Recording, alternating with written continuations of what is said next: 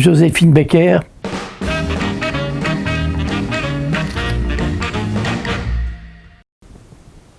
On a toujours parlé des adoptions de Joséphine Baker, de ses 12 enfants qu'elle avait adoptés avec son mari Jo Bouillon, qu'elle avait installés au château des Milandes. Tout ça faisait partie des légendes, des reportages, des photos que nous voyons. Mais on n'a jamais su qu'il y avait un 13e adopté. Et c'est cette aventure que je vais vous raconter.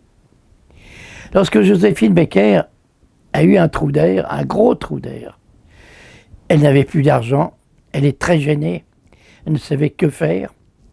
L'hôtel Scribe, qui avait été son hôtel mythique durant ses heures de gloire, la voyant en difficulté, lui avait réservé une mini petite suite où elle pouvait vivre, où elle pouvait survivre d'ailleurs, comme elle pouvait, mais néanmoins elle avait l'apparat d'être toujours la Joséphine Baker à l'hôtel Scribe. Là, elle était plutôt pas bien traitée car il n'y avait pas de pourboire pour les grooms. Personne ne faisait trop attention à elle, sinon un petit jeune, prénom Jean-Claude, qui était groom lui aussi, admiratif de Joséphine. Et à chaque fois que Joséphine avait un besoin, il était là, il l'aidait, il lui apportait son thé. Bref, il était à ses petits soins. Elle lui racontait des souvenirs.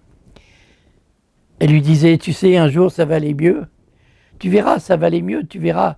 Lui, il voyait que ça n'allait pas mieux, jusqu'au jour où Joséphine reprend de son allure dictatoriale de vedette internationale, rentre dans la chambre et dit « Jean-Claude, je t'emmène ».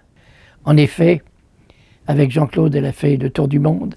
Il a été l'homme à tout faire, le secrétaire, le manager, le comptable. Il portait les valises.